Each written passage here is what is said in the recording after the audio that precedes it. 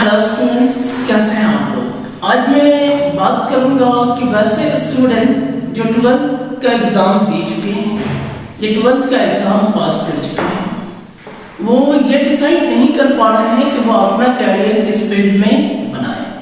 तो उस पर आज हम चर्चा करेंगे कि वैसा स्टूडेंट्स जो 12th साइंस स्ट्रीम से पास कर चुके हैं, पीसीबी यानी फिजिक्स केमिस्ट्री बायोलॉजी, पीसीएम यानी फिजिक्स केमिस्ट्री मैथमेटिक्स के साथ, तो वो अपना फ्यूचर किस फील्ड में बना सकते हैं और कौन कौन सा फील्ड आज के वक्त में ग्रोइंग फील्ड है जिसमें उनका फ्यूचर सिक्योर हो सकता है। तो सबसे पहले हम बात करते हैं 12th के बाद जो है, अगर आप पीसीबी मतलब फिजिक्स केमिस्ट्री और बायोलॉजी अगर आपका मेन सब्जेक्ट है तो आप कौन से फील्ड को चूज कर सकते हैं। तो आप मेडिसिन के फील्ड को चूज कर सकते हैं। अगर आपका फिजिक्स केमिस्ट्री बायोलॉजी मेन है तो आप मेडिसिन में आएंगे। मेडिसिन में मेन कोर्सेज जो आप ले सकते हैं MBBS, bachelor of medicine and bachelor of surgery, BDS bachelor of dental surgery, BUMS bachelor of Unani medicine and surgery, BAMS bachelor of ayurvedic medicine and surgery, BHMS bachelor of homeopathic medicine and surgery. तो medicine में आप फिर जाना चाहते हैं तो आप इन courses में एडमिशन ले सकते हैं, MBBS, BDS, BUMS, BHMS and BAMS, BHMS। आगे हम पढ़ते हैं bachelor of physiotherapy, bachelor of physiotherapy, marine biology,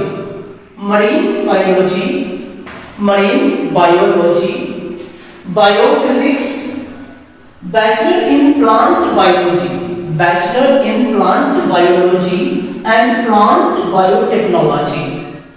ये सारे ग्रोइंग फील्ड है, जो नए फील्ड हैं जो अभी आ रहे हैं, जिसमें आप फ्यूचर अगर इसमें कैरियर बनाते हैं तो लॉन्ग टर्म इसमें कैरियर आपका बनेगा और फ्यूचर भी आपकी सिक्योर रहेगी। तो bachelor in plant biology and plant biotechnology, pharmacist, forensic science, microbiology, veterinary, biotechnology, agrichemistry means agriculture जो अभी एक ऐसा सेक्टर है जो बहुत ही ग्रोइंग फील्ड है, इसमें जॉब्स अपॉर्चुनिटीज भी बहुत ज्यादा है। अगर हम बात करते हैं गवर्नमेंट सेक्टर की तो गवर्नमेंट में बहुत सारे जॉब्स हैं, अगर हम बात करते हैं प्राइवेट सेक्टर की तो प्राइवेट में भी बहुत सारे जॉब्स हैं और ये एक लॉन्ग टर्म करियर हो सकता है। तो agri chemistry, agri economics and the BS in bio informatics, bachelor of science in bio informatics, इसे भी ऑप्ट कर सकते हैं। बायोमेडिकल इंजीनियरिंग और general nursing and midwifery course, इसमें आप जनरल नर्सिंग ट्रेनिंग लेकर के भी आप जो है नर्सिंग का कोर्स कर सकते हैं।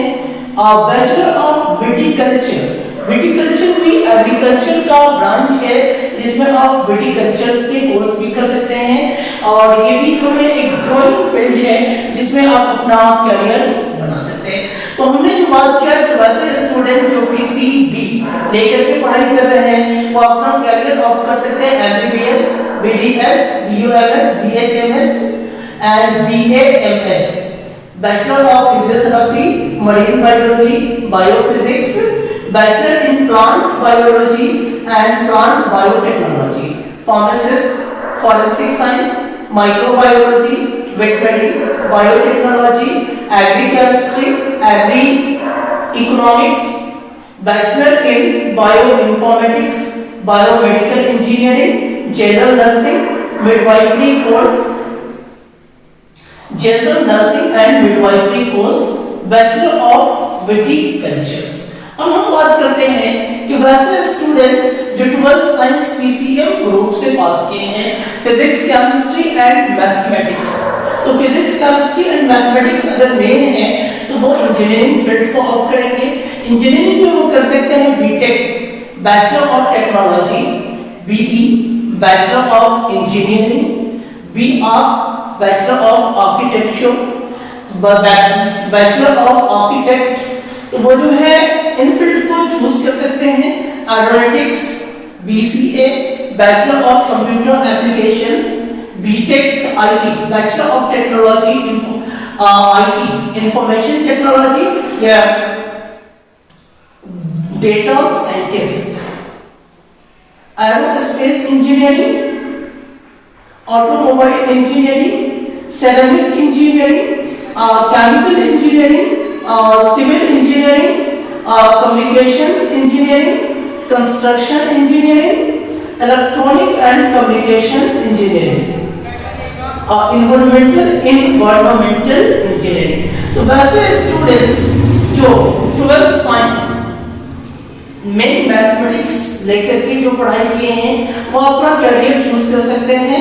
B Tech, BE, B Arch, aeronautics, BCA, B Tech IT, data scientist, aerospace engineering, automobile engineering, ceramic engineering, chemical engineering, civil engineering, communication engineering, construction engineering, electronics and communications engineering, environmental engineering.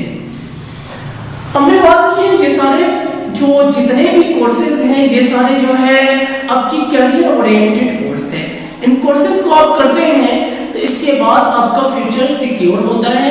आने वाले वक्त में ये आपका लॉन्ग टर्म गोल है जिसमें आप आगे बढ़ सकते हैं और जिसमें आप अपने करियर के ग्रोथ को ज्यादा से ज्यादा आगे की ओर ले जा सकते हैं। तो ये हमने पहला वीडियोस बनाया जिसमें आपको हमने बताया कि कौन कौन से कोर्स को आप कर सकते हैं।